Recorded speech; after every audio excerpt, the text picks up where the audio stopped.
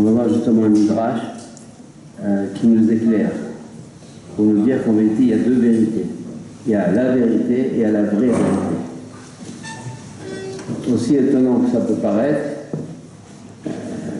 il y a une des deux qu'il faut prendre. Donc la vérité, elle n'est pas toujours vraiment vérité. Donc c'est quoi la vérité et c'est quoi la vraie vérité? Bien sûr, c'est un sujet extrêmement large. On va essayer ce soir au moins déjà avoir un petit aperçu de ce que peut être la vérité et de ce que peut être la vraie vérité. Jusqu'à maintenant, on dit toujours la vérité, c'est le top. On va voir que ce n'est pas toujours le top.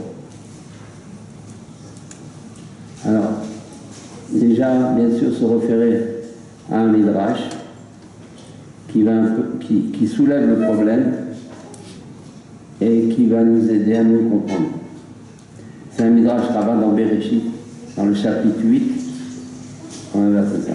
Alors, on va le dire en français pour aller plus vite, directement.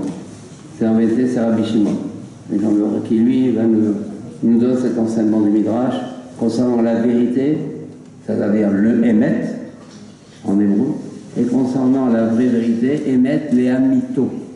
Donc on va s'habituer maintenant à employer ces termes qui doivent normalement nous suivre pendant toute notre vie, parce qu'on est vu dans ce monde, c'est pour le émet, parce qu'Hachem, Bereshit bara Elokim et Hachem et Haaretz, Hachem c'est ce que tu veux émet. Donc tout c'est pour le émet, le monde qui a été créé pour le émet. Donc nous maintenant on va s'habituer à employer ces deux termes selon la situation, selon le contexte.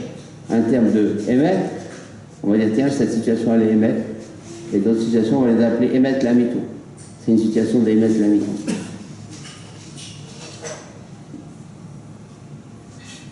Il faut qu'on commence à adopter un nouveau vocabulaire. C'est important. Parce que le vocabulaire, le terme, le mot, c'est une explication, en même temps c'est aussi une présence divine. Un terme c'est une présence de Shrina. Les mots, c'est de la Shrina, les mots. Les mots chez nous, c'est pas des mots simples, c'est une présence divine. Donc d'une part, on va être près d'Hachem, on emploie le mot qu'il faut, et en plus on va comprendre ce que ça veut dire, on sera encore plus aidé. Donc il y aura le terme de émet, et le terme de émet, les amito. Et c'est Rabbi Shimon qui nous enseigne ce midrash. Donc on va le dire directement en français, comme on l'a dit tout à l'heure. Au moment où Hachem a voulu créer le monde, et Adam Arishon, les anges du service se sont formés en plusieurs sectes. Parce qu'on voit Bereshit. D'ailleurs, Rachid le dit, Rashi dit tout de suite, Rachid dit, Dieu a demandé conseil aux anges. Il faut comprendre ce que ça veut dire, c'est pas la soirée, cette histoire. Mais en tout cas, il a parlé aux anges. Il a parlé aux anges et Dieu a dit, voilà, je veux créer le monde. Dès que Dieu a dit, dès qu'il a dit, on va créer le monde, les anges se sont divisés en deux sectes, en deux groupes. Une partie, donc un groupe disait, l'homme ne doit pas être créé. Il dit à Hachem, non, Dieu ne crée pas les hommes. Et d'autres disaient, il faut créer l'homme. Donc les anges se disputaient. Les uns demandaient à Dieu, oui, il faut créer l'homme. Et les autres gens disaient, non, il ne faut pas créer l'homme. C'est ce qu'on marquait. L'amour et la vérité sont dans la main, la justice et la paix s'embrassent. C'est-à-dire que quoi? C'est-à-dire que l'amour disait, il faut créer l'homme. Mais la vérité disait, il ne faut pas créer le monde. Il ne faut pas créer l'homme ni le monde. La justice, elle disait, bon, il faut créer le monde. Mais la paix, le shalom, il disait, mais non, il ne faut pas créer le monde. Il va faire la guerre, toute sa vie, il va faire la guerre. Le monde sera rempli, la terre sera remplie de sang. Donc en vérité, il y avait entre les anges déjà des contradictions, des marloquettes. Quand même, Dieu, qu'est-ce qu'il a fait? Il a créé le monde. Donc la vérité disait, il ne doit pas être créé. Parce qu'il est mensonge, l'homme c'est un menteur, il ment. Comment toi, Émet, toi, Hachem, t'es Émet, tu vas créer un monde mensonger? Tu ne supportes pas le mensonge. La justice, elle disait oui, le tzedek c'est la justice. Elle disait oui parce que finalement il va faire tzedek, tzedakot. Il va donner la zakat, il va être ce qu'il va être, il va avoir un cœur, il va donner de l'argent, ça vaut la peine de créer un monde pour la zaka. Ça vaut la peine de créer un monde pour des bonnes actions. Ça vaut la peine de créer un monde pour de la bonté. Et la paix disait, mais non, il va le créer. Il n'y aura que la guerre dans ce monde. Tout le temps, guerre, conflit, querelle. En gros, c'est ce qui s'est passé d'une façon simple pour nous, à notre niveau à nous. Qu'est-ce qu'il a fait Hachem? Donc, Mahloket, pas de Tanaïm, ni d'Amoraïm, mais Mahloket de Malachim. Qu'est-ce qu'il a fait? Comment Hachem il a tranché la halakha? Il n'y a pas plus halakha que ça, à savoir si on crée le monde ou on ne crée pas le monde. Donc, comment Hachem il a tranché? Il a pris la vérité, parce que c'est la vérité qui disait, toi tu es Emet, Hachem. Tu ne peux pas créer un monde qui n'est pas Emet. Tu contredis. On appelle une stira. Toi tu es Emet, tu vas créer le monde qui est mensonge. Il y a quelque chose qui ne va pas. Hachem il n'a pas apprécié. Il a pris le Emet, il l'a jeté à terre.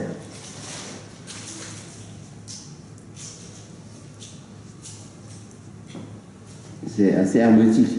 On va essayer de comprendre après.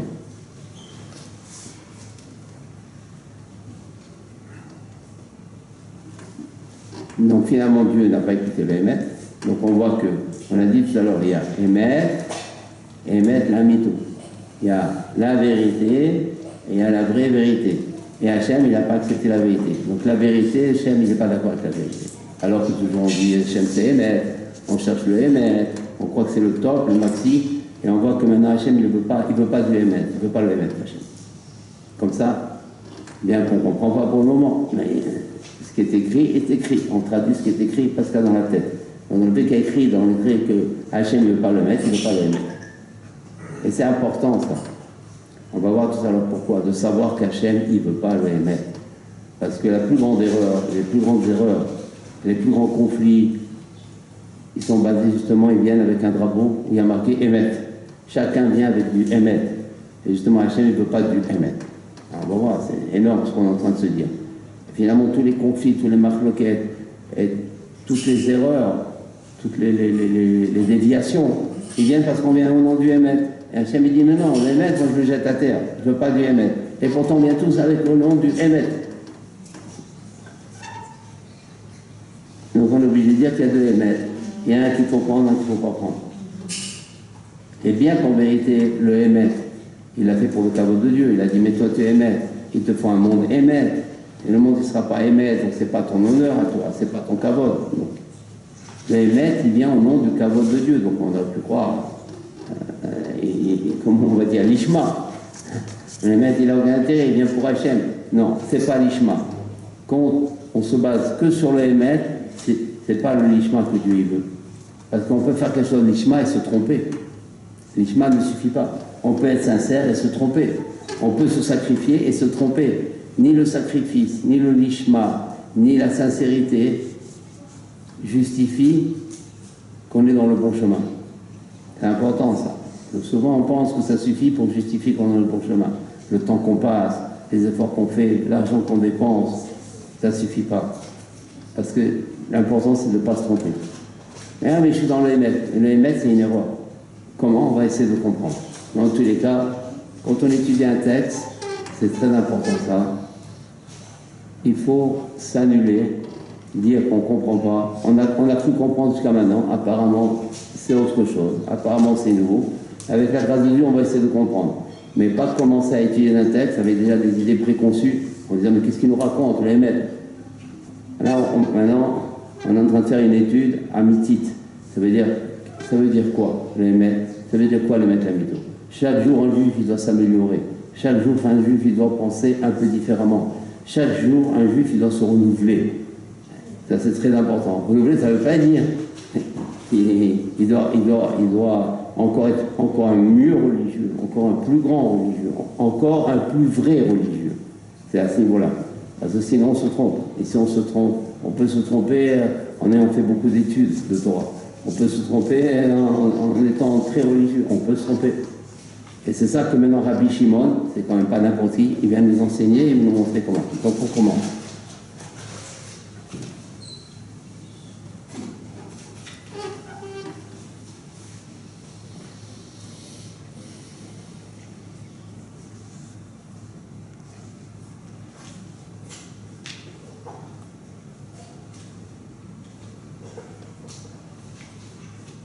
pour aller un petit peu plus loin pour le moment, après on reviendra sur ça, qu'est-ce qui a fait décider qu'il crée l'homme? Finalement, c'est vrai, il va y avoir des guerres, il va y avoir du sang, il va y avoir du mensonge, il va y avoir des Mechal Shabbat, il va y avoir des gens qui ne vont pas croire en Dieu, il va y avoir des gens qui vont avoir des fausses religions. On sait ce qui se passe aujourd'hui, c'est quelque chose d'illégal qui se passe aujourd'hui. Il va y avoir des maladies, il va y avoir des souffrances. Qui aujourd'hui dit que le monde il est beau? Tout le monde dit que le monde il n'a jamais été oscillé, la civilisation, tout le monde parle, critique le monde. Et il y en a même qui disent que le monde c'est bientôt la fin du monde, ça va jusqu'au bout. C'est-à-dire qu'il n'y a aucun espoir. Si on entend ce qu'il dit en ce moment, on s'entend. Or si Dieu il a créé le monde, c'est que le monde il est beau. Dieu il ne peut pas créer quelque chose qui est vilain. Dieu il ne peut pas créer quelque chose qui est laid. Dieu c'est la beauté même, c'est terrestre, c'est la gloire. Dieu, quand le Beth Amikdash n'avait pas plus beau que le Beth Amikdash. Donc c'est sûr, Dieu ce qu'il a créé un monde qui est beau.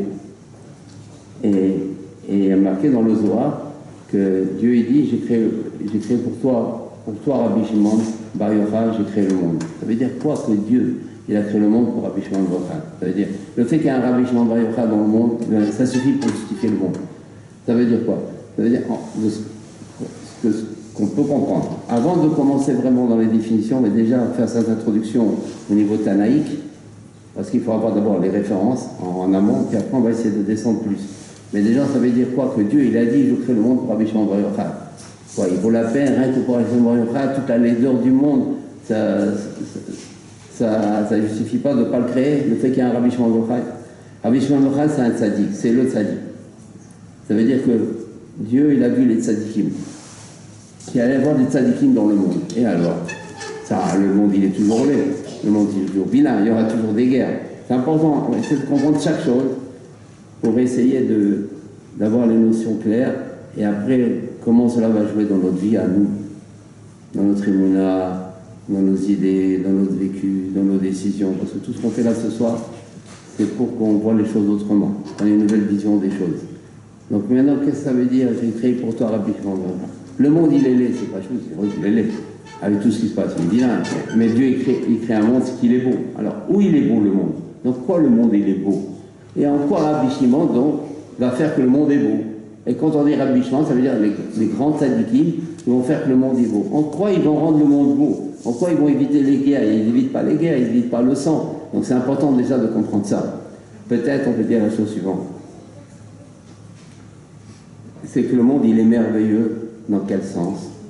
C'est que grâce aux tzadikim, il nous montre que chaque chose dans ce monde est une occasion, est une ashgacha, est une possibilité, est un moyen pour qu'on se rapproche de Dieu. Chaque chose dans ce monde, chaque vécu, chaque histoire, chaque allusion, chaque dialogue, chaque épreuve, chaque rencontre, c'est un appel divin pour nous montrer, rapproche-toi de moi, il dit Dieu, commence à changer là-dessus, transforme-toi là-dessus, ici tu as ta solution, ici tu as ta guérison, ici tu as ta porte de sortie. Ça, c'est que les tzadikim qui nous montrent ça. Parce que les tzadikim, ils nous donnent l'aïmouna, ils nous donnent l'aïmouna dans les allusions, ce qu'on appelle les remazim. Chaque chose, ils nous donnent l'aïmouna en Dieu, et ils nous donnent surtout l'aïmouna dans la providence. Ça veut dire quoi dans la providence?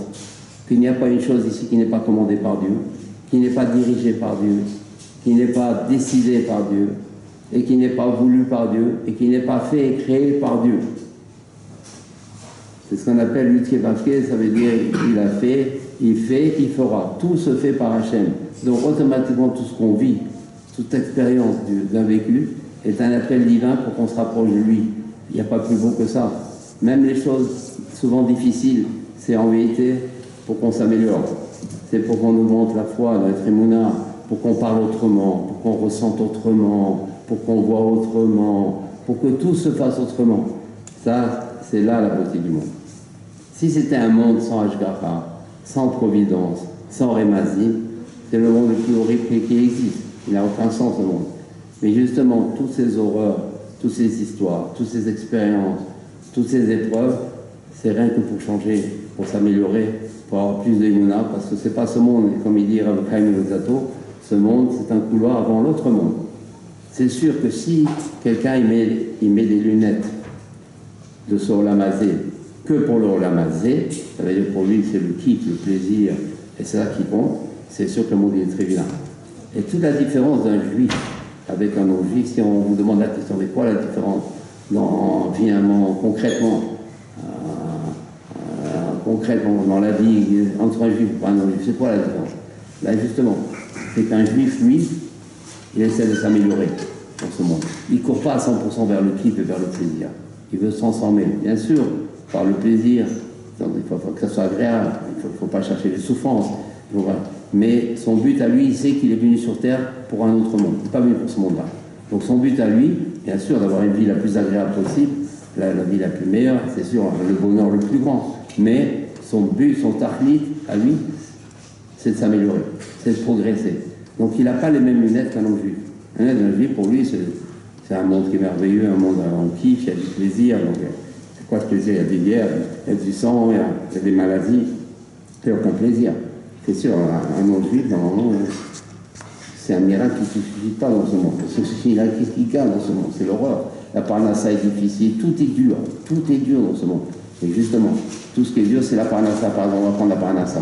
Un manque d'argent, manque de salaire. Un non-juif va dire, mais c'est trop dur, le chômage, le travail est dur, on ne vit pas avec des... Il a raison quelque part. Donc, il est malheureux. Le monde n'est pas beau au niveau financier, il n'est pas beau le monde. Crise économique, tout ce qu'on peut imaginer. Comment va faire le juif? C'est-à-dire, s'il y a une crise de parnassa, j'ai un problème d'argent, c'est qu'il y a des problèmes dans ma vie à moi. C'est que certainement j'ai un problème dans mes relations, dans mon relationnel, dans mes problèmes charnels, je dois avoir un problème. Dans mes regards, je dois avoir un problème. Parce que la parnassa, elle vient justement de la sainteté. Plus on est saint, comme ça ils nous enseignent ça, et puis il y a de l'argent qui rentre. Moi on s'énerve, par exemple, peut-être que je suis trop coléreux. La colère, elle enlève l'argent. Quelqu'un qui travaille sa colère, l'argent va rentrer plus. Donc, finalement, la parnassa qui vient une épreuve, qui est une difficulté, va lui permettre de devenir quelqu'un de bien, va devenir quelqu'un de heureux. Il va trouver un nouveau bonheur grâce à la crise de la parnassa qu'il a. Voilà, c'est un exemple. Il n'y a que des exemples, des dizaines d'exemples qui montrent en vérité pourquoi le monde il est beau. Mais pour ça, il faut les tzadikim, il faut des Rabbi Shimon. Parce que ces Rabbi Shimon-là, ils nous donnent la émouna. Ils nous font montrer Dieu d'une autre manière. Ils nous font connaître Dieu d'une autre manière. Grâce à ça, on a des nouveaux yeux.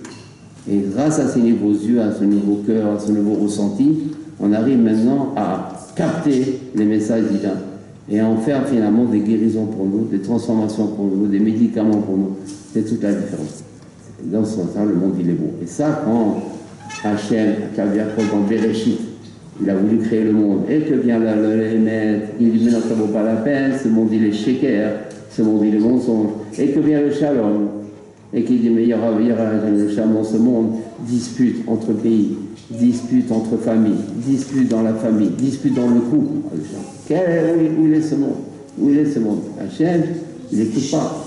Parce qu'Hachem, il s'est dit, mais il y a les tzadikim qui vont rendre beau le monde, et avec lui, il y a toujours l'espoir dans tout. En gros, c'est pour ça, comme ça, je pense qu'on peut expliquer pourquoi c'est ce qui est marqué, parce qu'il y a Rabbi Shimon Bar Yochai, il y a la voix Rabbi Shimon Bar Yochai dans le monde, Dieu crée le monde. Donc déjà, on a on commence un petit peu à fréquenter le vrai Hémet. Et le Hémet, le monde, il est vilain. Il est beau. Qui dit qu'il est beau? Le monde, il est vilain. Donc ça, c'est le Hémet. C'est-à-dire, le Hémet, comment on va pour le moment? Parce que j'ai beaucoup à parler, il faut beaucoup de temps, mais disons, on va donner une définition déjà très temporaire. C'est quoi le Hémet? Ce qu'on voit dans le premier regard. Premier regard, le monde, il n'est pas beau. Ça s'appelle en hébreu Ashkafa Rishona. En hébreu, ça s'appelle Ashkafa Rishona. Première vision, le monde, il est très vilain.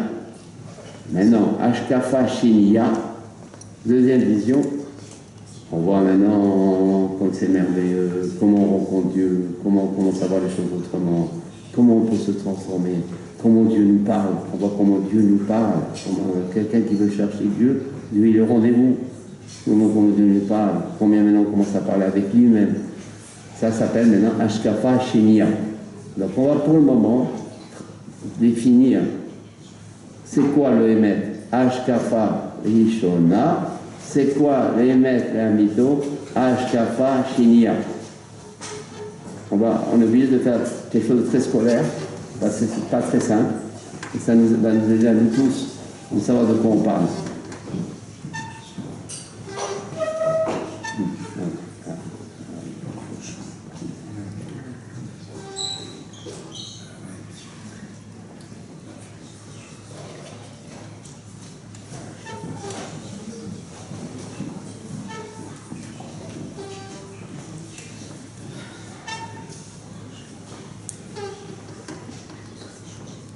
Maintenant, avant d'entrer plus profondément sur les maîtres lamito et sur les maîtres,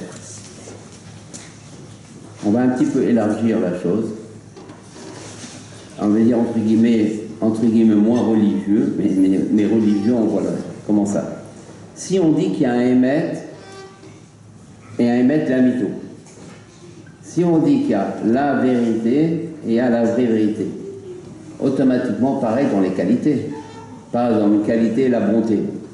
La bonté, c'est une qualité. On est obligé de dire maintenant, il y a la bonne bonté et il y a la mauvaise bonté. Par exemple, la pitié. C'est une qualité, la pitié. Il faut dire qu'il y a la bonne pitié et la mauvaise pitié. C'est binaire. Mais une fois qu'on a dit qu'il y a le émet, qui n'est pas bon, qui n'est pas cachère, qui n'est pas la volonté de Dieu. Dieu ne veut pas du émet, il a jeté par terre. Si on dit qu'il y a le émet que Dieu veut, pas, et il y a l'émettre la mytho que Dieu veut, on est obligé de dire pareil dans tout. Il y a la bonté que Dieu veut et la bonté que Dieu ne veut pas. Il y a la pitié que Dieu veut et la pitié que Dieu ne veut pas. Maintenant, à chaque fois binaire. Alors quand on parle de bonté, on dit toujours, c'est bon, il y a plus bon que la bonté. Mais oui, ça peut être, oui. Parce que des fois, la bonté, elle n'est pas acceptée. Dieu, des fois, il jette la bonté par terre. On est obligé de dire ça. Dieu, des fois, Dieu, il jette la pitié par terre. Wow, comment on jette la pitié par terre? Comment on jette la bonté par terre? On est obligé de faire une petite nappe d'un autre pour après arriver à ça, mais on est obligé de dire ça. Si on dit qu'il y a le émettre et émettre la mytho, le émettre que Dieu ne veut pas, le émettre la mytho que Dieu il veut, on est obligé de dire partout, dans tout, il y a du vrai que Dieu ne veut pas, et il y a le vrai du vrai que Dieu veut. Donc si on prend par exemple la bonté, il y a la bonté que Dieu il ne veut pas. Comment c'est possible? Oui, on est obligé de dire ça. Et il y a la vraie bonté que Dieu il veut. Pareil, la pitié, dans toutes les qualités, on va trouver pareil. Dans toutes les qualités, on va trouver ce que Dieu jette par terre. Dieu, il jette par terre la bonté, il peut jeter Dieu la bonté par terre. On va voir comment.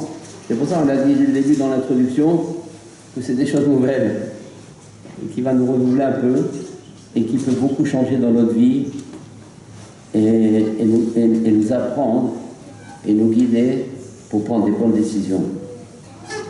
Parce que toute la vie, c'est des décisions à prendre.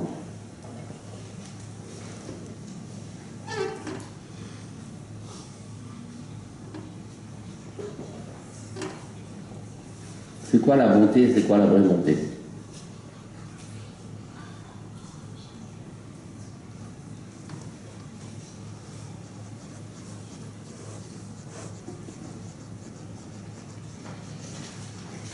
Par exemple, dans la vie de tous les jours, on a un grand problème qu'on rencontre quotidiennement. C'est savoir dire non. Souvent, par pitié, par charité, on n'ose pas refuser à la personne, à la demande de la personne. Et quitte même à se sacrifier, quitte même à perdre des choses, rien que pour faire plaisir à la personne, parce qu'on n'ose pas dire non. Donc, si on n'ose pas dire non, c'est une bonté qui est déplacée. Elle est complètement déplacée. Et c'est un problème que les gens ont généralement, qu'on a ce problème-là. C'est la mauvaise bonté. On ne dit jamais non, on dit toujours oui. La personne accepte. Oui, bien que c'est dur pour elle, bien que c'est difficile pour elle, bien que ça lui prend du temps. La personne, elle a ce problème, c'est quelque chose de très classique. On n'ose pas dire non et la personne dit généralement toujours oui. Ça veut dire que quand la personne dit toujours oui, c'est émettre, puisqu'elle est gentille. C'est la vérité, elle fait du bien à la personne. Elle est disponible, elle est tout le temps disponible, elle est toujours acceptable à la personne. Elle dit oui, bien que ça l'embête énormément, bien que Ça pose des gros problèmes dans sa vie. Mais elle dit toujours oui. Pour faire, donc c'est vrai, c'est du bon quand même. Elle fait du bien, on va dire, elle se sacrifie pour les autres. Ben, se sacrifier pour les autres, c'est du émettre que Dieu il jette par terre.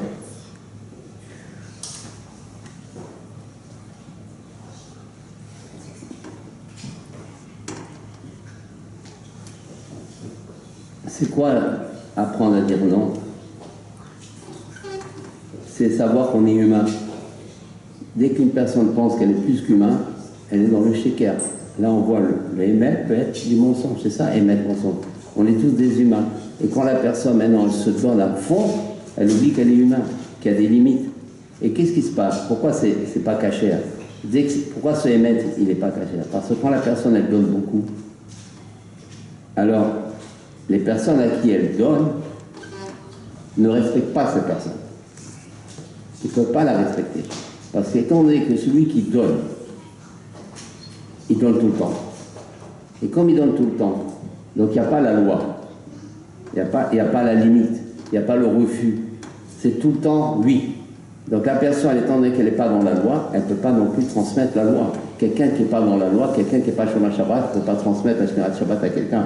Quelqu'un qui n'est pas dans la loi, il ne peut pas transmettre la loi. Ce qui fait que la personne à qui cette personne donne, elle n'a pas la loi, elle n'a pas la limite. Donc elle est toujours en train de demander, sans avoir pitié de celui qui donne.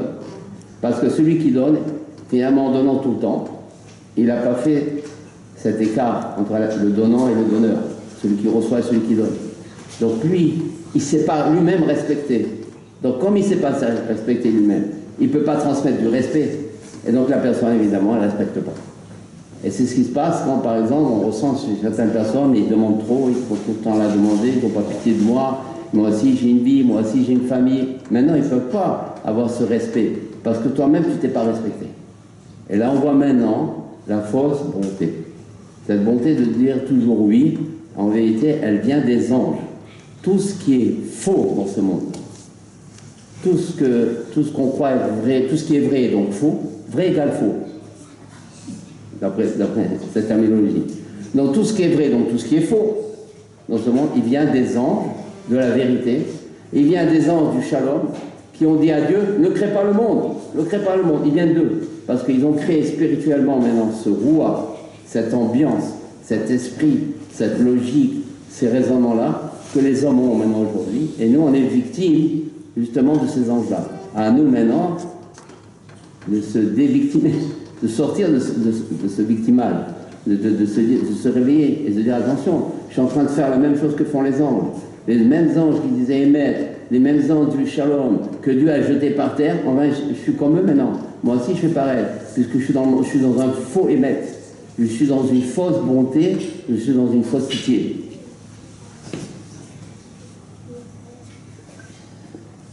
Donc la vraie bonté, c'est savoir dire non. Et sans forcément se justifier. Parce que dès qu'on se justifie, ça veut dire qu'on se culpabilise. Mais non, c'est un travail à faire pour chacun. C'est-à-dire que si on se culpabilise, ça veut dire qu'on ne reconnaît pas que c'est ça le vrai maître, de savoir dire non. Mais on n'a pas à se culpabiliser, on doit se culpabiliser d'avoir dit oui, et pas d'avoir dit non. Mais excusez-moi, les anges de la création, Dieu émet, pas Dieu émet la vie. Ils ont dit non à la création, ils ont dit non à la création. Et vous assimilez le oui au non. Oui, c'est pareil. Parce que quand ils ont dit non, ils ont dit non. Oui, ils ont dit non à la création. Oui, ils ont dit non à la création parce qu'ils sont émettre. Et le monde ne doit pas être émettre. Clair. Maintenant, le problème.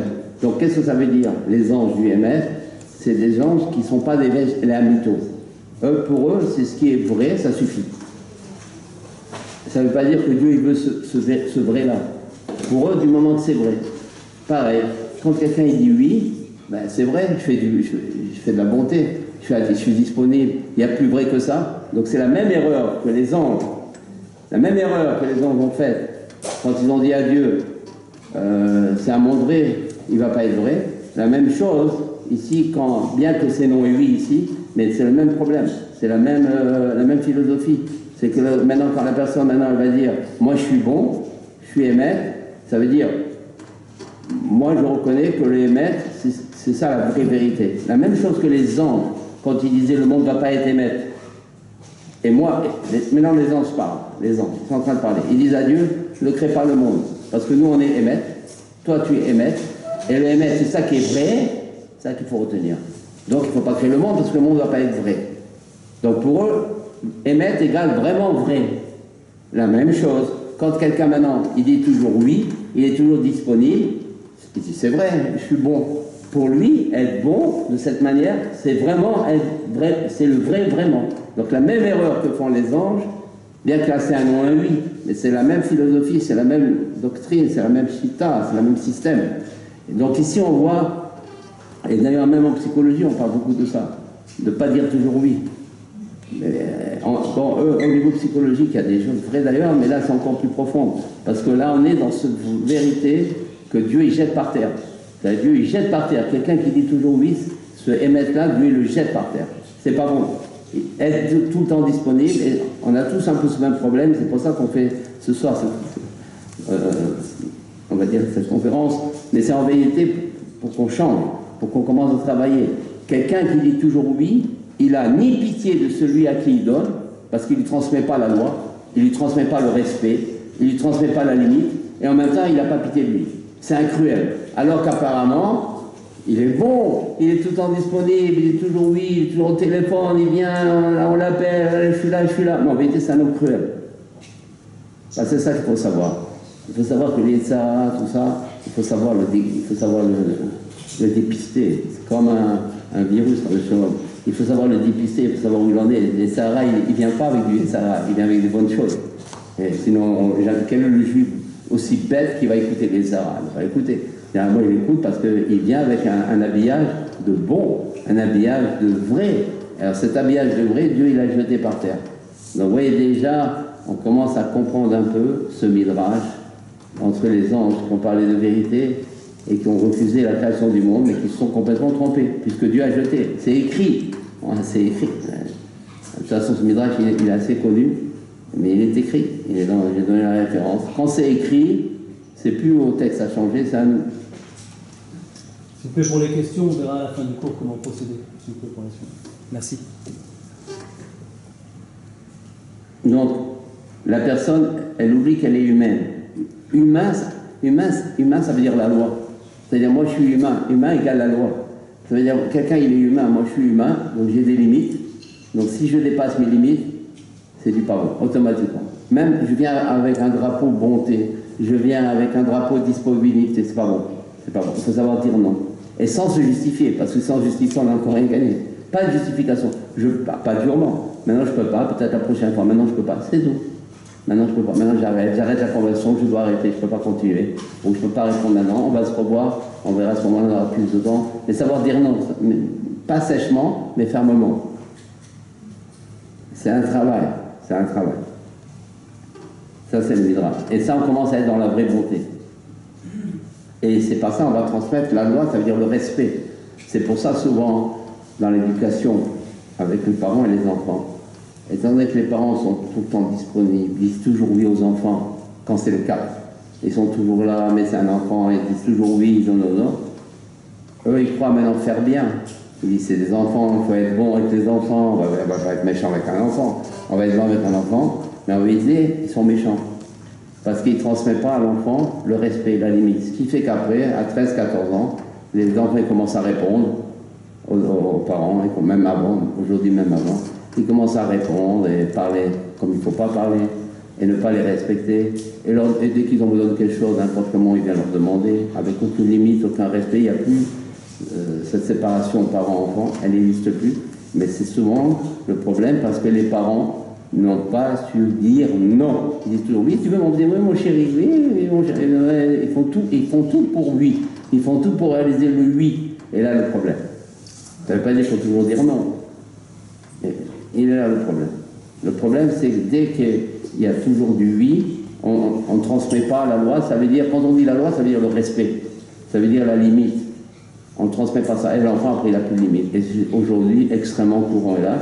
Parce que les parents eux-mêmes n'ont pas été éduqués quand ils étaient enfants, et c'est depuis très loin que ça remonte, mais ça empire, parce qu'il y a l'assimilation, il y a la galoute, l'exil, il y a les idées non juives qu'on traverse, il y a tout ça, et puis on n'est pas guidé personne ne nous guide, on est un peu perdu, on ne sait plus, c'est pas qu'on a la mauvaise volonté, c'est qu'on ne sait pas, on veut bien faire, mais personne ne nous guide. On n'écoute pas tout le sens ça dans les cours on entend pousser, Bazar Bechala, tout ça, mais ça ne descend pas dans notre vie de tous les jours. Normalement, on devrait écouter des cours réguliers, comment vivre, comment traverser un vécu, comment éduquer, comment être un bon père, une bonne mère, et ça veut dire en d'autres termes, comment être un bon juif.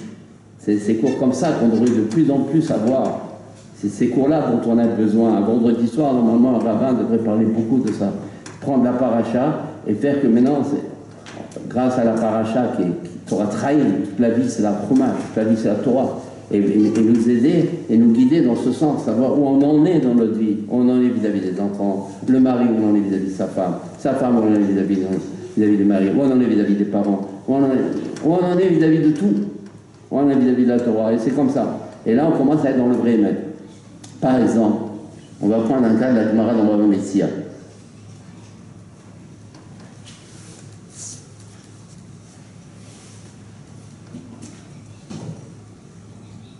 C'est une Gemara, bon, on n'a pas beaucoup de temps, on va essayer simplement d'arriver. C'est le cas, par exemple, voilà.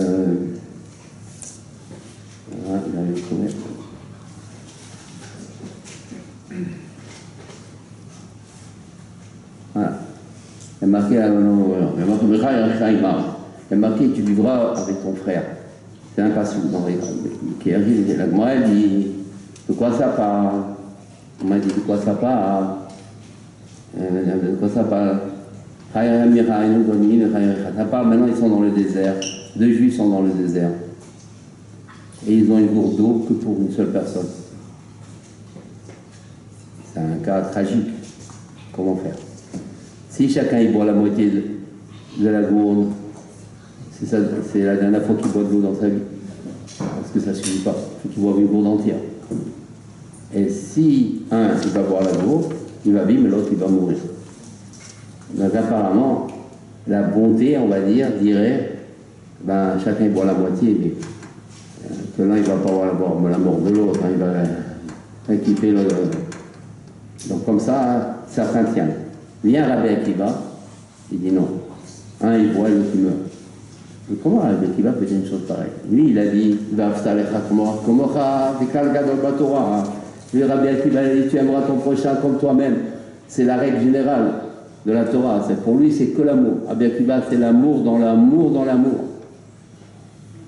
Et voilà, maintenant il nous dit qu'il meurt. Donc on voit, de la même manière qu'on a dit tout à l'heure, il y a le émet et le vrai émet. Il y a la bonté et la vraie bonté, même dans l'amour, c'est pareil. Il y a beaucoup à parler sur l'amour. L'amour entre Khavérim, l'amour dans un couple, l'amour dans la famille, l'amour entre juifs. De la même manière, il y a le vrai amour et il y a le faux amour. Parce qu'on croit que dès que c'est amour, c'est cachère. Est-ce qu'il n'y a plus cachère qu'amour? Dieu est bon, Dieu il l'aime. Tout ça en vérité, c'est des notions qui ne sont pas des notions juives, qu'on a pris, vous savez d'où on les a pris. Vous pouvez imaginer facilement. Ces notions d'amour qui nous ont rodé, qui finalement se sont terminées par des camps de concentration, se sont terminées par des autodafés, par des pogroms. Au nom de l'amour, tout ce qu'il y a eu. Quelque part, maintenant très travesti, mais c'est tout ça. Il y a le bel amour et le faux amour. Par exemple, on va prendre cet exemple. 2, ils sont dans le désert. Qu'est-ce qu'il dit Rabbi Akiva? Rabbi Akiva, c'est couloir amour. C'est lui qui a beaucoup parlé sur ça. Tout ça, Yeshiva, ça paraît ici parce qu'il y a eu ce qu'on sait. Mais après, il est venu Rabbi Shimon Bar Yochai pour réparer cette chose-là. Mais tout le but de Rabbi Akiva, c'était que les Chaverim s'aiment entre eux. Ça a loupé. Pour des raisons que je ne sais pas d'en parler. Mais son but, c'était ça. Ça, Yeshiva, c'est 24 000 qui sont morts. Il y a eu des erreurs, mais en tous les cas, tout son but à Rabbi Akiva, c'est l'amour. Maintenant, il vient de dire qu'il meurt. Oui, parce que c'est marqué dans la Torah. Comment c'est marqué? Il marque.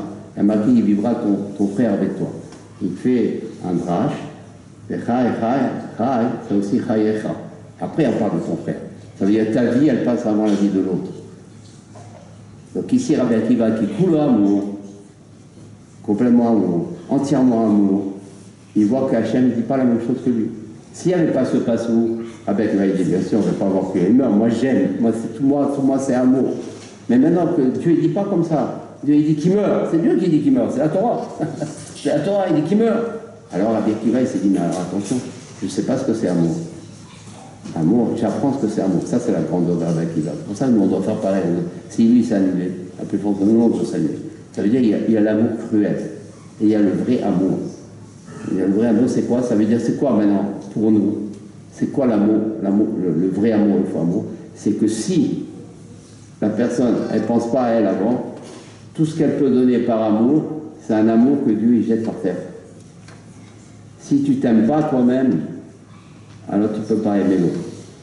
Il faut d'abord que tu t'aimes toi-même. Il faut déjà que tu te valorises, que tu te considères, que tu te donnes une importance. Il faut que tu t'aimes. Il faut que tu penses à toi avant tout le monde. Donc, ce qu'on pourrait croire, c'est l'égoïsme, c'est ça l'amour.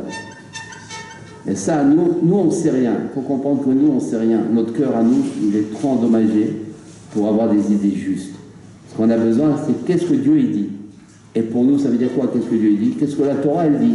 Et ça veut dire quoi? Qu'est-ce que la Torah dit? Qu'est-ce que les tzadikim ils disent? Parce qu'ils ont compris la Torah. Donc, ce que les tzadikim ils disent, c'est quoi l'amour? L'amour, d'abord, il faut que tu t'aimes.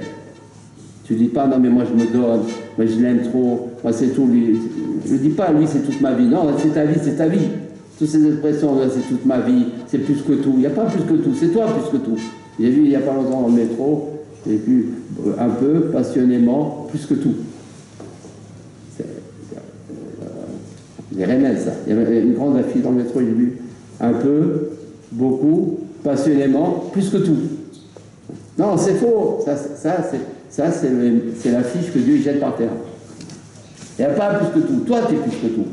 Il n'y a pas l'autre qui est plus que tout. Toi, est plus que tout. Plus que ta femme, plus que ton mari, plus que tes enfants. C'est toi plus que tout. Voilà ce que Rabbi va nous apprendre ici. Il faut que la personne elle se considère, c'est moi plus que tout. Et si je me considère comme plus que tout, alors je peux aimer, je peux donner, je peux apporter, je peux transmettre, je peux faire ressentir. Mais tant que moi, je ne me considère pas comme plus que tout, je ne peux même pas transmettre mon amour. Si je ne m'aime pas, je ne peux pas donner l'amour. C'est comme quelqu'un, il n'est pas chômeur Shabbat. Comment il peut faire grâce à lui, il va être chômeur Shabbat? Il ne peut pas transmettre l'importance, la considération et la valorisation de la Shemirat Shabbat si lui-même il ne valorise pas Shabbat. On peut donner que ce qu'on est nous-mêmes. On peut faire ressentir que ce qu'on ressent nous-mêmes. On peut faire comprendre que ce que nous on comprend nous-mêmes. Donc ça c'est une loi, ça peut transmettre la loi. On ne transmet pas si on n'est pas soi-même cette transmission. Une transmission, c'est pas un télo. Une transmission, c'est ce qu'on est, on transmet. Ce qu'on dit, ça veut dire, quand on dit on transmet ce qu'on dit, ça veut dire on transmet ce qu'on est. La parole, c'est ce qu'on est. La parole est marquée, il y a ça, il y a ma fille, Bédavero, il y a marqué sa parole, elle sort avec son effet. Ça veut dire que quand on parle, c'est mon effet qui parle. Je donne mon effet, je donne ce que je suis. Donc quelqu'un, il ne peut pas donner quelque chose qu'il n'est pas lui-même. C'est pour ça que Rabbi Akiva, justement, parce que Rabbi Akiva, il est tout l'amour, c'est l'inverse. Puisque Rabbi Akiva, lui, c'est que de l'amour. Lui, il sait ce que c'est aimer. Rabbi Akiva, il sait, il a dit, il sait qu'il faut t'aimer toi-même. Toi, tu es plus que tout. Là, maintenant, il n'y a pas assez d'eau, il n'y a pas assez d'eau. Mais au moins, tu sais que tu ne peux pas aimer si tu ne t'aimes pas.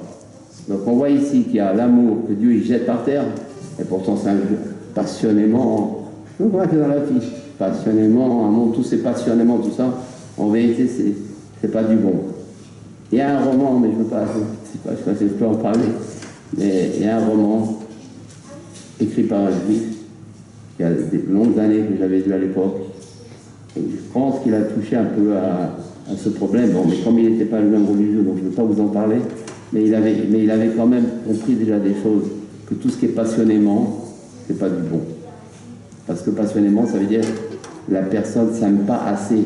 Pour être passionné, ça veut dire qu'elle ne s'aime pas assez. Le passionnément, c'est pas bon. La fiche, elle n'est pas bonne.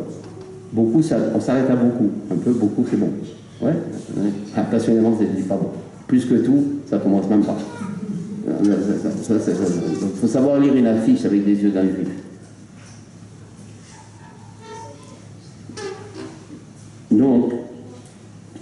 Donc on voit qu'il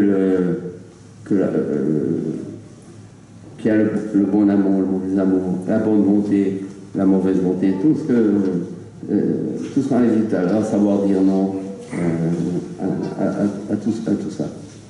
Donc, c'est pas de l'égoïsme. Non, c'est penser à soi d'abord. La Torah, c'est pas ça l'égoïsme. L'égoïsme, c'est pas ça. L'égoïsme, c'est une fois que je pense à moi, alors je vais penser à l'autre. Une fois que je m'aime, je vais l'aimer. Une fois que je me suis donné ce qu'il faut me donner, je vais donner à l'autre. Ça, c'est pas l'égoïsme. Mais s'il se donne qu'à lui, quelqu'un par exemple, il apprend, il se transforme, il s'améliore, mais il est tout seul, il fait son avoda tout seul. Ça, c'est l'égoïsme. Il apprend beaucoup, il se transforme, il s'améliore, mais ça, il ne donne pas, il n'apporte pas. Hachem, il n'aime pas ça. Hachem, il faut donner. Il peut être un très grand racham, un grand ami de racham, mais ça va, il ne donne pas de cours, il fait pas ça, il est dans son donjon à lui. Ça, c'est l'égoïsme. Mais penser à soi d'abord, c'est ça le vrai amour. Parce qu'après, je saurai comment penser à l'autre. Donc tout ce qu'on croyait jusqu'à maintenant comme ça, maintenant on voit très différemment les choses.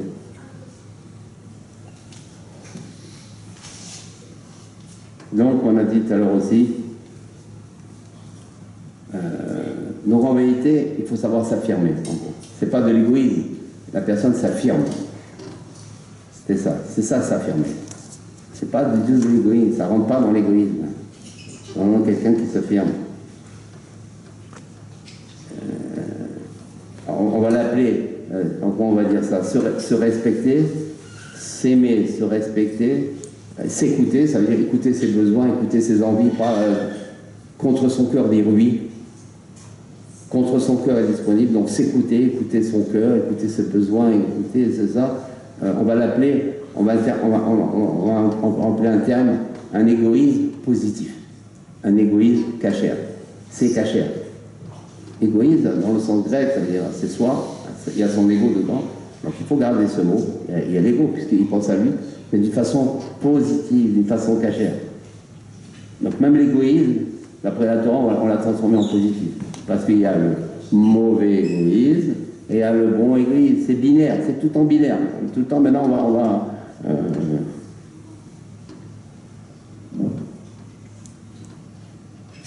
donc finalement le refus, on pourrait croire qu'on sera dévalorisé, l'autre va nous dévaloriser, au contraire, il va nous valoriser. De dire non, l'autre va encore plus nous respecter, plus nous honorer, plus nous considérer. À l'inverse de ce qu'on peut croire, parce que c'est émettre. Ce non-là, Dieu, il accepte. Donc si Dieu accepte ça, ça veut dire automatiquement, le relationnel, il va s'améliorer. Parce que tout Hachem, toute la Torah, c'est que du relationnel. Mais c'est sûr. Après, il y a l'extrême. De dire tout le temps non, non, non. On ne parle pas de ça, on parle de non, non. Par exemple, on va trouver un exemple d'émettre un micro qui est très courant dans notre vie. Quelqu'un s'est mal comporté envers nous. Je crois que ça arrive pour tout le monde. Donc, on a des déceptions de personnes, on est déçus, il n'y a pas eu de respect suffisamment, on a été vexés par des personnes, etc. Donc, on peut arriver à se venger, à être ce qu'on appelle matpid, à ne pas pardonner, à ne pardonner jamais, à être fâché. C'est pour ça que dans un mapil, on ne va pas tous les animochel, on commence par animochel, khatchema, parce que Dieu il veut qu'on pardonne avant. Avant d'aller dormir, on pardonne. Pour mille raisons, et pour cette raison, on pardonne. Déjà, on doit déjà pardonner. Parce que, normalement, les maîtres, qu'est-ce qu'il dit? Et tu as fait ça, tu sois dur avec lui. Et tu ne vas pas te laisser faire par lui. Il ne faut pas lui pardonner. Il faut jamais oublier ce qu'il t'a fait. Regarde ce qu'il t'a fait. Ça c'est les maîtres. Quelqu'un nous fait du mal, c'est normal qu'on ne va pas penser du bien de lui. C'est ça les maîtres. Maintenant, les maîtres, la mytho, ça c'est les maîtres là, lui il le jette par terre. Ah, ouais. Et le maître, la mytho, dire bon, il n'a pas fait ce que j'ai demandé, il m'a pas respecté, ou il n'a pas écouté ce que j'ai demandé, moi j'ai demandé ça, ou il est venu 3 heures en retard au rendez-vous. Un rendez-vous, ça arrive souvent, la personne arrive en retard. On est mal pris, moi j'ai attendu sous la pluie. Et tout ça, c'est des choses courantes dans toute la vie. Là, on est en train de parler de notre vécu de tous les jours. Et on est mal pris sur la personne, ou elle n'a pas fait ce qu'elle avait promis de faire. Ça peut se passer dans un couple, tout, le mari ou la femme avait promis telle chose, finalement la chose n'a pas été faite, et nous on espérait beaucoup que cette chose soit faite. tout ce qui se passe dans notre vie, dans notre vie de tous les jours. Ça, c'est le émet. C'est normal, on est ce qu'on appelle en hébreu marpide. C'est-à-dire, on est moitié sur ça. Elle n'a pas écouté, il n'a pas écouté. Donc la personne, elle est marpide, elle s'en appelle une pédale là-dessus. Si maintenant la personne, elle n'est pas marpide, elle dit, bon, finalement, tout ce qu'il fait pour moi, ça, il a fait ça, je laisse passer, ça peut arriver, c'est comme ça, c'est voulu par Dieu. La personne, elle se travaille dans la pédale.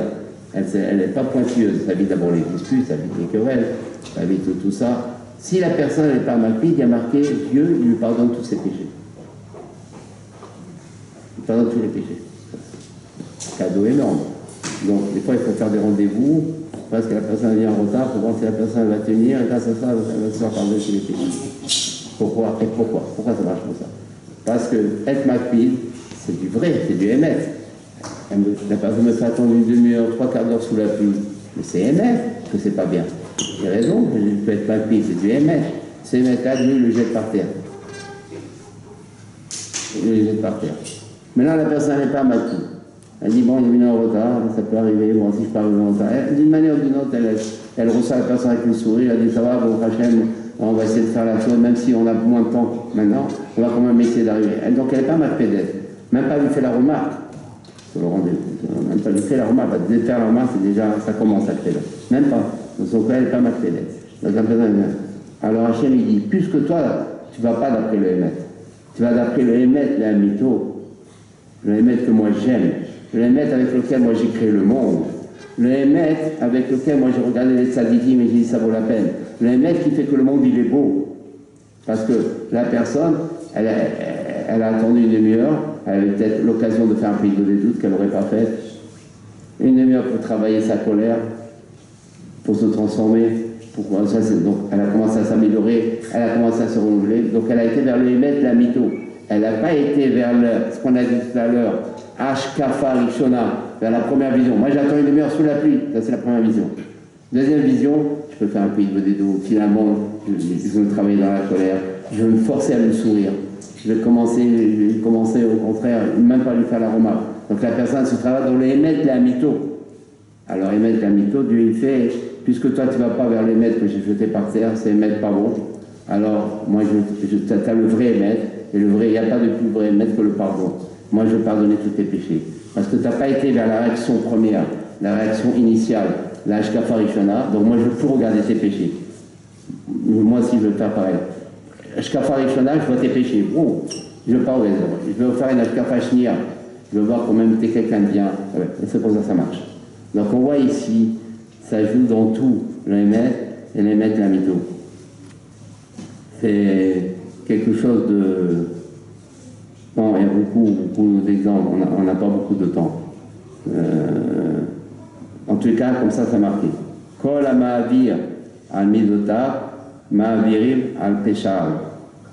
Shene'emar, ve'noseh avon, ve'over al-peshar, ve'mi noseh avon, ve'mi she'over al-peshar. Ça veut dire Hachem, pardon, il voit le péché de la personne, il passe, comme s'il ne le voit pas. Les maris, il ne voit même pas le péché. Par le fait que la personne, elle n'est pas macpédette. Par le fait que la personne ne dit pas, ouais, chaque fois, ouais, toujours, tu n'as pas changé, toujours. Bien que c'est courant, c'est humain. Il faut travailler dans ça. Et combien de disputes dans les couples on éviterait? Combien de divorces? Combien de bagarres? Combien d'autres ravening entre tout? Combien de choses? C'est ça, les tzadikim, ils sont venus pour qu'on devienne des tzadikim. C'est comme ça. Et même si on ne le devient pas, au moins on veut le devenir, on se transforme et Dieu il récompense chaque mouvement, chaque effort, chaque languissement. Mais il savoir qu'on ne peut plus continuer comme ça. On ne peut plus se la jouer. On ne peut plus, se cotonner, se cantonner, tout ce que vous voulez, dans des livrets Torah, dans des belles paroles de Torah, dans des drachot, mais en vérité, qui ne font pas bouger du tout. Et qui nous réconforte, souvent là où on est, il faut faire des livrets Torah, mais c'est important qu'à la fin de ces livrets Torah, ça débouche sur des conseils, ça débouche sur un éveil, ça débouche sur un changement, sur un renouvellement, sur une autre manière de voir. Et si c'est toujours du fait, du refait, du refait, on n'avance pas. Et ce qui explique tous les problèmes qu'il y a actuellement dans la communauté juive, toutes les histoires qu'il y a souvent, hélas, on sait, on peut en parler, il faut être dans les casse-routes. La galoute, l'exil, nous a fait beaucoup de mal, parce qu'un juif est bon, un juif a du cœur, mais il faut qu'il soit guidé, le juif. Il faut guider le juif. On manque de guides, on manque de transformateurs, on manque de personnes qui nous montrent le vrai chemin, qui nous donnent les vraies définitions. C'est ça qu'on doit, par exemple, aussi un phénomène où on voit le vrai du vrai. Et c'est aussi les nations, les non-juifs, les psychologues aussi l'ont pris. De toute façon, tout ce que les psychologues prennent et qu'il y a du vrai chez eux, c'est déjà dans la Torah, évidemment de manière beaucoup plus vraie, mais quand même, c'est toujours dans la Torah à la base. Il n'y a rien, il n'y a aucune théorie psychologique qui ne prend pas quelque part sa source dans la Torah. Ça n'existe pas. La Torah a tout dit. La Torah a tout donné. La Torah a tout enseigné. La Torah a tout guéri. Il faut savoir ça, il faut le croire ça. Maintenant, des fois, grâce à la psychologie, pour quelqu'un qui n'est pas encore vraiment ancré dans la Torah, ça peut l'aider déjà, bien sûr, ça peut lui faire du bien, ça peut déjà le sauver quelque part. En vérité, tout le but, c'est qu'il puisse fonctionner, mais grâce à ça, il va après rentrer dans la Torah elle-même, et ça va encore plus l'aider. Mais c'est vrai que si déjà dans la Torah, on le sait en amont, on n'a plus besoin de ce phénomène psychologique. Nous savons l'avoir clair. Par exemple, ce qu'on appelle en psychologie, ils appellent ça la loi du tout ou rien. Alors il y a des livres là-dessus, il y a des études, des séminaires chez les non-juifs, chez les psychologues, même psychologie, il y a ce qu'ils appellent la loi du tout ou rien. Et la loi du tout ou rien, c'est tout simplement tout ou rien. C'est-à-dire que la personne, elle ne peut fonctionner s'il y a tout, elle existe qu'il y ait tout. S'il n'y a pas tout, même s'il y a beaucoup, ça s'appelle rien. Par exemple, simplement, on va dire dans le relationnel, on prend des choses d'abord très simples. Dans le relationnel, un mari avec une femme, ou une femme avec un mari pareil, si elle n'a pas tout ce qu'elle demande du mari, ou s'il n'a pas tout ce qu'elle demande de la femme, pour lui, c'est comme si elle n'y a rien donné. C'est comme s'il n'y a rien. C'est-à-dire, même si la femme, elle a donné au mari 70% de ce qu'il veut, s'il n'y a pas les 100%, pour le mari, elle ne lui a rien donné. Et pareil, vice-versa. C'est-à-dire, le mari exile, il n'y a pas ça. C'est-à-dire, il n'y a plus rien. Même s'il y a 20%, il y a quand même 20%. Mais le mari va réagir vis-à-vis de la femme comme s'il n'y a rien. Et ça peut aussi faire de l'autre sens inverse aussi.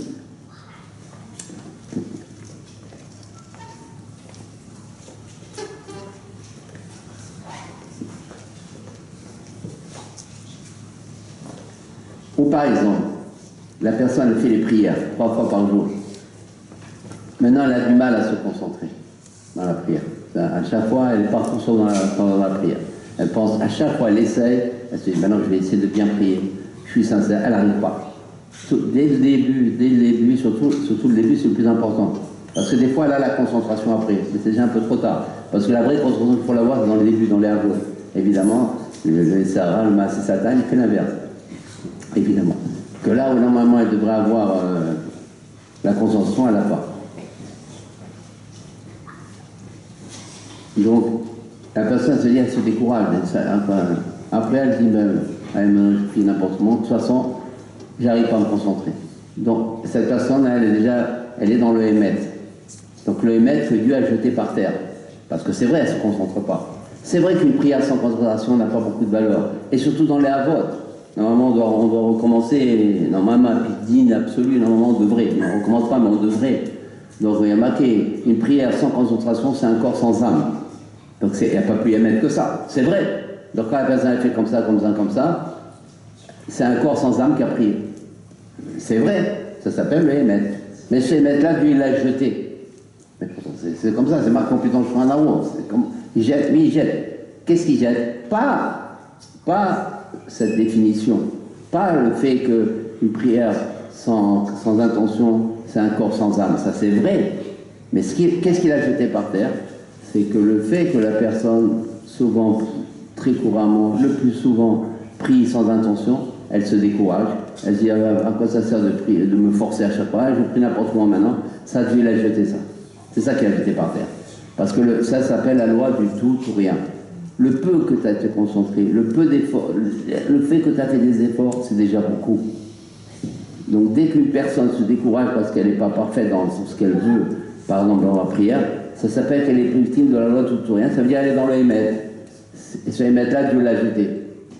Ou par exemple, le mari essaie de parler avec sa femme elle essaie de parler bien, ils n'arrivent pas à chaque fois, ils versent, ou à chaque fois il est gauche, ou elle est gauche, elle dit avec ça, il dit, ben, ça va. De toute façon, moi j'arrive pas, on ne se comprend pas. Ça s'appelle un maître que Dieu a jeté par terre. Parce que c'est la loi de tout ou rien. Finalement, des fois ça marche, des fois il y a un mot qui passe, des fois il y a un message qui se fait, mais la personne ne voit pas ça. Elle voit l'ensemble, et l'ensemble c'est pas bon, donc rien n'est bon. Non, l'ensemble, ça ne marche pas avec Dieu. Avec Dieu, le peu, ça marche. L'ensemble, ça veut dire le émettre. L'émettre, lui, il a jeté par terre. Cet ensemble, il ne va pas d'après l'ensemble. Dès qu'il y a quelque chose, c'est déjà bon. Mais si tu vas d'après l'ensemble, tu es déjà dans le émettre. Tu ne crées pas le monde. Comme Dieu, il a créé le monde au début, c'est vrai, il va y avoir des guerres, il va y avoir du sang, mais il va y avoir des sadikim. Ça suffit. C'est la même chose aussi que c'est vrai dans l'autre. Et la loi de tout rien, on est tous pris dans ça. On est tous pris dans un chacun à son niveau, par les querelles, etc. Il faut qu'une personne, elle se reconnaisse dans tout ce qu'on dit maintenant ce soir. Si la personne dit, ouais, mais ça en prenait, ouais, mais ça, bon, je ne suis pas dans ça, c'est qu'elle a zappé le message. C'est-à-dire que la personne n'est pas encore apte à recevoir ce message. Normalement, tout le monde ce soir doit se dire, je suis dans tout. Dans tout, on est dans tout. Dans tout ça, normalement, on est dans tout. Et c'est ça qui va donner de la force et de la joie pour commencer à renouveler les choses, commencer la vie. Qui qu'on soit, quoi qu'on ait appris, ce qu'on a appris, il faut qu'on se reconnaisse dans tout. Et on est dans tout. Il n'y a pas une chose, je pense qu'on n'est pas dedans. Dans chaque chose, on est. Parce que quand Dieu il a jeté les maîtres, ça veut dire, c'est tous les problèmes qu'on a qu'il a jetés par terre. Donc en vérité, tout ça. Qu'est-ce qui s'est passé à Hanouka? Hanouka, il y a une question immense qui m'a pendant des années, j'ai eu cette question. Comment c'est possible que des religieux ont suivi les Grecs? C'est une question immense, ça. Et jamais dans une choule, j'ai entendu cette question. C'est la question de Hanouka, c'est là la question qu'il faut demander. Comment des religieux sont réalisés? Il y a marqué Méat, ils sont restés très peu. Le Matatiaou, avec quelques-uns, ils sont restés 12. Mais comment c'est possible que des religieux ont suivi les Grecs? Personne, moi je n'ai pas encore entendu cette question. Hein. Je n'ai pas entendu. Mais c'est la question de Hanouka qu'il faut demander. Après, on a les bougies. Mais d'abord de savoir comment c'est possible, sans juger, pour comprendre que peut-être nous on est un peu dedans aussi. Il y a un piège, il y a un danger. Comment c'est possible qu'autant de religieux se sont yavanisés à Hanouka? Question énorme, monumentale. Alors peut-être maintenant on peut mieux comprendre. Parce que maintenant qu'on sait qu'il y a le faux émettre, que Dieu il a jeté les maîtres par terre, on peut peut-être mieux comprendre Hanouka. Comment? Il a demandé dans Shabbat, elle raconte, mais il faut que maintenant, à la lumière de ce qu'on dit maintenant, on va peut-être mieux comprendre la demande dans Shabbat. La demande dans Shabbat, elle raconte, là-bas, il y a dans le Madlikin, il y a beaucoup de dapim sur Hanouka. À un moment donné dans la Gemara, après avoir raconté c'est quoi Hanouka, l'image des nôtres, la Gemara elle dit que comment ils ont fait les Grecs, ils ont dit aux enfants d'Israël qu'ils n'avaient aucune part dans le Dieu d'Israël, ils devaient écrire même ça sur les comptes de leurs animaux, à chaque fois ils devaient voir, c'est-à-dire ils voyaient tout le temps, on n'a pas de part dans le Dieu d'Israël, on n'a pas de part, on leur montrait ça tout le temps. Le juif il devait toujours voir, je n'ai pas de part dans le Dieu d'Israël, je n'ai pas de part, et tout, matin, soir, nuit, on lui mettait ça dans la tête. Je n'ai pas de part dans le Dieu d'Israël. Maintenant, qu'est-ce qui se passe? Donc, c'est vrai que les enfants, personne n'était parfait. Il y avait des rideaux, des chutes, des descentes. Quand on entend ça, tu n'as pas de part d'Israël, c'est comme si on lui disait, ou tu es tout, ou tu es rien. C'est-à-dire, ils ont mis la loi du tout ou rien chez le juif. Et le juif n'était pas tout à ce moment-là. Il y avait quand même des chutes, il y avait quand même des descentes, il y avait une ambiance philosophique énormément grave et importante, colossale, que recevaient les Grecs. Et c'est comme se dit un juif, mais t'es rien, parce que t'es pas tout. Mais t'es rien, c'est la loi du tout ou rien. Et c'est la loi du tout ou rien, donc il faut émettre, parce que c'est vrai qu'ils sont pas tout. Ils ont raison les Grecs. Ils disaient vrai, mais ce vrai des Grecs, lui il l'a jeté par terre. Et eux, ils sont tombés dans ce piège. Donc ils se sont découragés. Ils n'avaient plus l'envie. Au lieu d'avoir du chrizou, ils ont eu l'inverse, ils se sont affaiblis. Et souvent dit d'ailleurs, quand quelqu'un il démarre dans la religion, il dit oh, tu fais tout, tu fais rien, ça vaut pas la peine. Il ne faut jamais dire cette phrase-là. Ça, c'est du émettre que les anges ils ont dit. Parce que le peu qu'il fait, c'est déjà énorme. Le peu, c'est ce émettre, le mytho. Le émettre, ça ne sert à rien ce qu'il fait. Ça, c'est ça le émettre. Donc en vérité, tout ça. Et ça, c'est dans toute notre vie, dans toutes les images, dans toutes les situations. Donc c'est un an. Maintenant, on peut comprendre pourquoi ils sont tombés. Parce que la loi du tout rien, il n'y a pas plus grand piège que ça. Ou tout, ou rien. Et ça, on a beaucoup, c'est l'exigence personnelle qu'on a. En psychologie, ils appellent ça, mais un peu délavé, pas exactement ce qu'on est en train de dire, c'est jamais pareil, l'idéalisme. Mais eux, ils le voient à leur manière à eux, il y a du vrai, encore une fois, ils l'ont pris de chez nous. Mais comme ils l'ont pris de chez nous, c'est aussi un peu transformé, il faut purifier leur chita, mais il y a quelque chose. C'est pour nous aider à nous, ça s'appelle, pour mettre un mot dans notre bouche, l'idéalisme. Et c'est l'idéalisme qui fait beaucoup de problèmes dans les cours, hein, beaucoup. Et chez la personne elle-même, on sent même qu'elle est victime, elle souffre tout ça. Et donc, au lieu d'avoir de la Yitzhak-Scout, ils ont eu l'inverse. Et il y a eu ce qu'il y a eu. Et ils sont tombés dans sa terreur, ils sont tombés dans la tristesse, etc. Puis après, il n'y a plus rien. Par exemple,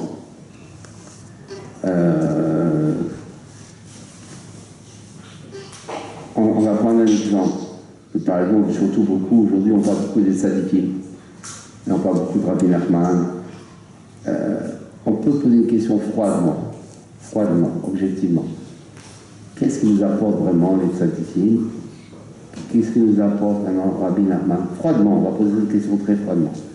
Finalement, on a des gdoléadors, on a des grands rabbinim, des grands poskim qui donnent leur vie pour la Torah, qui nous guident. Sans eux, on est complètement perdus. Qu'est-ce que, dans cette, dans cette optique de émettre la mytho maintenant on parle dans un langage de émettre la mytho.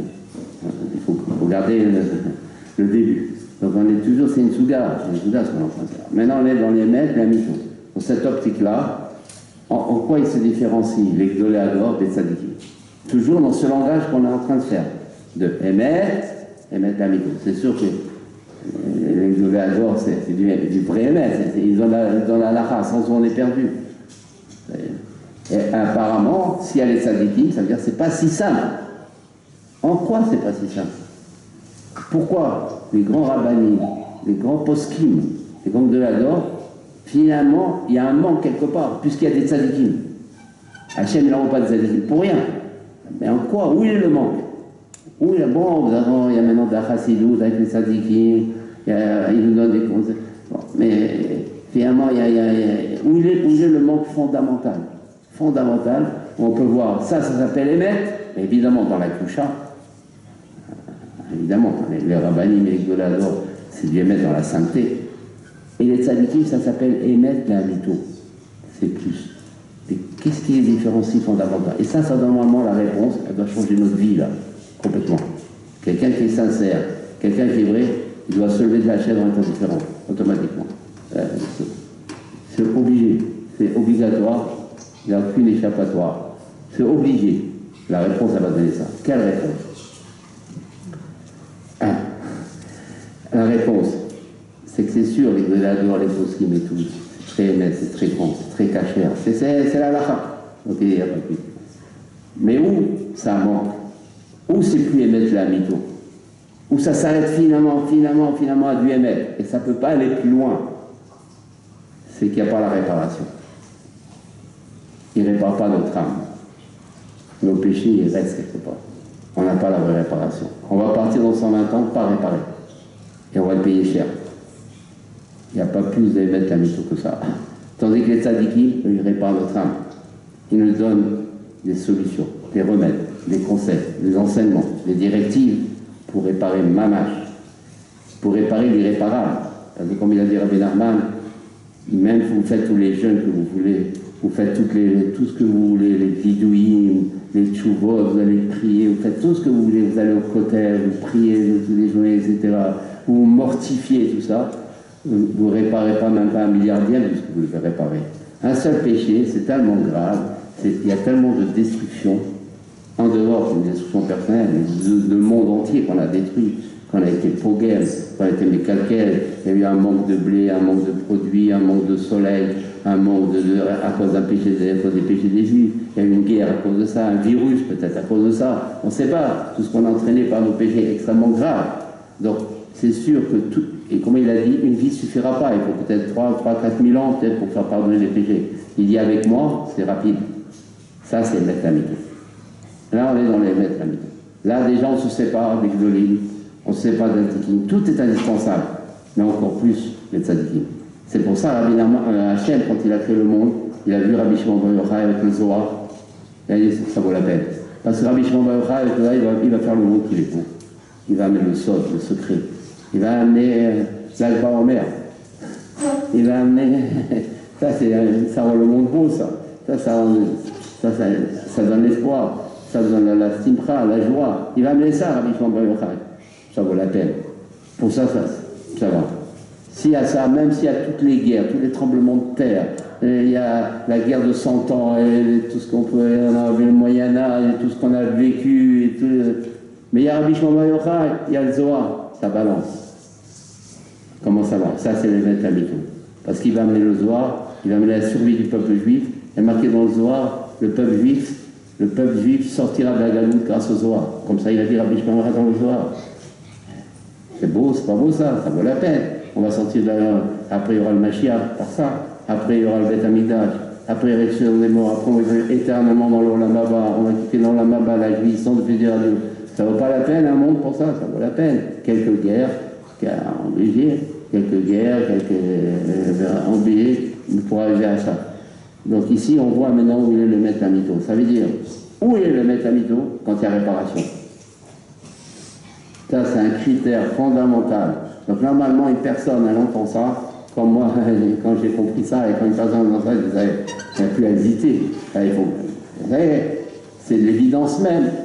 Personne ne peut contredire ça. Personne ne peut contredire ça. Personne au monde ne peut dire inverse de ça. C'est fondamentalement vrai. Fondamentalement vrai. C'est Baruch Hashem. Des fois, c'est bien de ne pas avoir de libre arbitre. On va directement, on sait vers où on doit aller, c'est obligatoire. Et ça c'est le vrai Emet Lamito. Là, c'est une prina de Emet Lamito, parce qu'il y a la réparation. C'est pour ça qu'il y a eu toutes les grandes marloquettes qu'il y a eu entre les grands Gdolim et les Chassidim. Toute cette séparation qui s'est séparée entre les grands Lomdim à Torah, des grands, et les grands Chassidim. Il y a eu quand même le Gaon de Vilna, qui était un tzaddik énorme, colossal. Toute la Torah, combien on puise du Gaon de Vilna, dans le Shulchan Aruch, on pousse, qui a été kadosh depuis qu'il était bébé, le Gaon de Vilna. Quand on commence à connaître la vie du Gaon de Vilna, c'est inhumain. Il était kadosh et il faisait la bracha déjà bébé. On ne sait pas de qui on parle. On ne parle pas du Gaon de Vilna, on ne sait pas tellement kadosh. Longtemps. Il s'est quand même trompé. Alors comment on comprend ça? À la lumière, encore une fois, de ce qu'on vient de dire. C'est des grands Yesodot qu'on est en train de voir maintenant. Comment on comprend ça? Comment vis-à-vis du Baal Shem Tov, il y a eu quand même une grande querelle vis-à-vis des Chassidim. Et c'est sûr que tout le Gaon de Vilna, c'est Bekdusha, c'est les Shem Shamayim, il n'y a aucun intérêt. Il fait Kulo Kadosh, le Gaon de Vilna, Kulo Kadosh, immense, le Gaon de Vilna. Il s'est quand même trompé. Comment on comprend? Quelqu'un de Kadosh, vis-à-vis du Baal Shem Tov, il y a quand même une erreur. Même s'il a pensé tous les Shem Shamayim à 100%, les Shem Shamayim à 100%, tout était arrêté. On ne peut pas imaginer qui c'est le Gaon de Vilna. C'est une lumière dans un dehors sombre. De l'autre côté. Où ça a dévié? Avec notre langage, on continue. On a dit le Emet et l'Emet Lamito. On reste toujours dans cette optique-là. Sinon, on n'a aucune clarté. En quoi il peut avoir... Parce qu'il ne suffit pas d'être kadosh. À l'inverse de ce que l'on croit. Il ne suffit pas d'être kadosh. Il ne suffit pas d'être kadosh et de s'être toujours bien comporté, ça ne suffit pas. Parce que comprendre les Emet Lamito, ça veut dire comprendre Hachem quand il a créé le monde, c'est tellement élevé, puisque l'Emet lui-même s'est trompé, à tel point que Dieu l'a jeté l'Emet par terre. Donc c'est tellement difficile à comprendre la volonté divine, ça ne suffit pas d'être kadosh. Alors qu'est-ce qu'il faut de plus? Qu'est-ce qu'il faut de plus pour être kadosh? Il faut passer par des épreuves. Il faut passer par un vécu difficile. Il faut passer par des expériences. il faut passer par des difficultés insurmontables quelque part, et quand même bien se comporter dans ça. Et le grand de Vinaya n'a pas eu le même vécu, il a eu un vécu plus ou moins clean. Et c'est ce qui explique que pour beaucoup de là-dehors qui ont vécu une vie très religieuse depuis leur naissance, et qui ont été très kadosh et tout, mais ils ne sont pas passés par des épreuves monumentales, fondamentales. Ils sont repassés par des choses très très difficiles. Et il faut passer par ça, c'est ce qu'a marqué dans le marchand et le pauvre, le conte, par les 7 points d'eau. C'est une trinade de 7 points d'eau, c'est ce qu'on voit dans le marchand et le pauvre. Il faut passer par en plus de la religion, en plus de la toucha, en plus de la sainteté, il y a des personnes que Dieu a choisies, que Dieu a élues, et qui passent par des choses énormes, immenses. Et eux, après, ils ont une vision des choses beaucoup plus approfondie. Donc c'est plus que être kadosh. C'est encore un dépassement, quelque chose, et un surpassement de leur part, où là, normalement, on ne tient plus, et ils ont tenu quand même. Parce que être kadosh, bon, il faut être bien, se comporter bien, etc. Mais on tient. Mais des fois, il y a des situations, normalement, on ne tient plus, on ne peut plus tenir. Et eux, quand même, ils ont tenu, ça s'appelle les 7 points d'eau. Et ces 7 points d'eau-là, ils ont fait qu'ils ont une compréhension de la chaîne qui est la vraie compréhension, le vrai Madhamito. Et ce qui explique que même des grands religieux, par exemple, oh là là, par exemple, on va prendre les Shvatim avec le Sefat Tzadik. C'est les Tzadikim. Et quand même, ils ont voulu tuer Yosef. Comment on comprend ça? Alors ça, souvent, on passe, on dit oui. Mais c'est les Tzadikim, il faut comprendre. Mais si on n'arrive pas à comprendre ça, on ne peut pas comprendre notre vie. On ne peut pas changer. Ça, c'est les questions qu'on doit demander dans les drachot. C'est cette question-là qu'on doit étudier. Comment, si par exemple on passe comme ça en Lazare, on va parler d'autres choses. Non, mais attends, mais déjà, comment c'est possible? C'est des tzadikim ou pas? C'est des tzadikim. Et comment qu'est-ce qu'ils ont fait? Et comment, pardon, Shaoul a voulu tuer David Améler. Mais Shaoul, c'était... Pourquoi Dieu l'a choisi comme roi? Parce qu'il est né Kulo Kadosh. Kulo Kadosh. Il n'y avait rien de pas bon. Il est né Kadosh. C'est un bébé qui il n'a même pas crié, il ne s'est même pas énervé. Un bébé qui ne s'est jamais énervé. Shaoul Améler, c'est la source de la sainteté. On ne peut pas comprendre ça. Kadosh. C'est pour ça que Dieu a choisi comme roi d'Israël, Mais comment il fait ce qu'il a fait? Il a couru, il a poursuivi après David Améler. Il a poursuivi Tzavir et tout ce qu'il y a eu comme catastrophe, comme Chorbano, tout ce qu'il y a eu là-dessus. Comment quelqu'un d'aussi grand comme ça? La même chose. C'est un problème d'émettre, il a un maître. Lui, il est basé sur son émettre. Il a cru que David Améler était ceci, cela. Donc il est passé vers son émettre. Il a tout fait pour son émettre, prêt à tuer David Améler. Il n'avait pas le émettre, la mytho. C'est quoi le maître, la mytho? Que David Améler, c'est Melecha avec Kayam. C'est lui qui amène le Mashiach. C'est lui la Géoula. C'est lui les Téhilim. Aucune prière sans David Améler. Ça, il a pas fait ça. Ça, c'est le maître, la mytho. C'est lui la réparation. Les Téhilim, on répare et qu'on lit dans quelques Téhilim, des fois, c'est lui la réparation. Il est venu pour la réparation. Il est venu pour le secours. Il est venu pour la sauvegarde. Ça, c'est David Améler. Melecha avec Kayam. C'est lui le roi. C'est David Améler. C'est lui le nigoun. C'est lui la mélodie. Et donc, ça, il n'a pas vu tout ça. Lui, il a vu Ashkafa Rishona. Il a vu, oh là là, il est beau, il est là, il a toutes les qualités, la jalousie a commencé. On ne sait pas, ça veut dire la jalousie à son niveau. Il a commencé à dire, oh là là, il veut faire du mal, il va me prendre la place. Il a commencé à imaginer. Il est tombé dans du faux émettre. C'est le gars, Dieu l'a jeté. Il ne savait pas qu'il avait affaire à David Améler, qui était lui le émettre la mytho. Donc Shaoul était le émettre, bien qu'il était cadeau. Parce qu'il n'a pas, après David Améler, pourquoi il est devenu vraiment émettre la mytho?